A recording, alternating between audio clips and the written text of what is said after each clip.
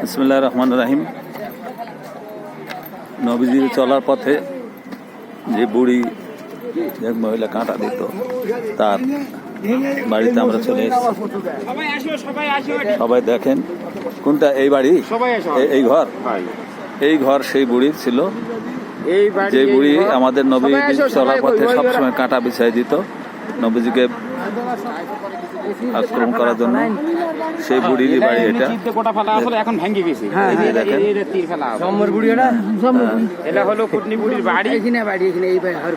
কুটনি বুড়ির বাড়ি এটা, কিন্তু নামাজ পড়তে যাইতো ওই যে ওই মসজিদ রাস্তা চলাচলাম, এটাই রাস্তা। এই রাস্তাতে কাঁটা বিছাই দিত, এই রাস্তায় কাঁটা বিছাইত। নবী সাল্লাল্লাহু আলাইহি ওয়াসাল্লাম নামাজ পড়তে গেলে রাস্তায় কাঁটা বিছাই দিত আর কি।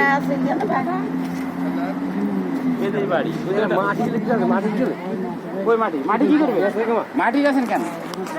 এটা আগেটা কুটনি বুড়ির বাড়ি, এইটার মাটি নেবেন। কাটা দিত ওর বাড়ি হলো এটা। হয় ভালো দেখে নাও তাড়াতাড়ি হয়। আর যেই মসজিদের নামাজ পড়তে ওই দিন বাড়ি, ওই গেট বন্ধ করেছে। ওই দিন মসজিদ ওই দিন ট্যাঙ্কির করো, ওটা দেখাচ্ছি। এটা দেখে নাও ভালো দেখা হয়েছে। এটা পড়ে যাবেন, পড়ে যাবেন, পড়ে যাবেন, পড়ে যাবেন, দেখে যাও না, দেখো ধারে বেশি যায় না, পড়লে হাত পা ভেঙে একবারে ভেঙে ভেঙে শেষ হয়ে যাবে। ওই যে ট্যাঙ্কির উপরে ওই যে ওই পুরাতন ঘর যা দেখতেছেন ওটা, এই যে পুরাতন ঘর, ওই ঘরে ওই ট্যাঙ্কির ওপার ওই ঘরে হুজুর সাহেব, হুজুর সাল্লাল্লাহু আলাইহি ওয়াসাল্লাম নামাজ পড়তে, আর এই পথে কাঁটা বেছে দিতেন এই বুড়ি। এই নিচে যাই দেখা যাবে, নিচে যাই চলেন, ভালো দেখা যাবে।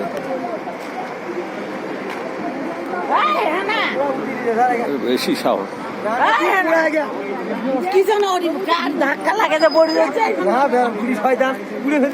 এটা এলো কুটনি বুড়ি, এটাই এটাই কুটনি বুড়ি।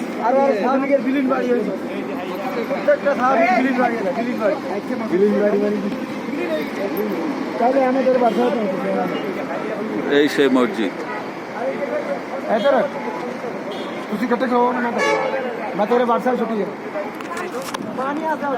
ধাক্কা লাগছে নাকি নাকি?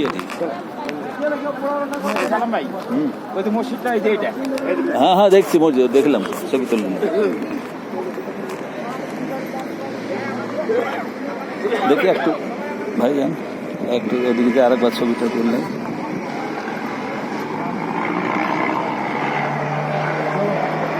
এটা তায়েব শহর, এই তায়েব শহরে আমরা আসছি।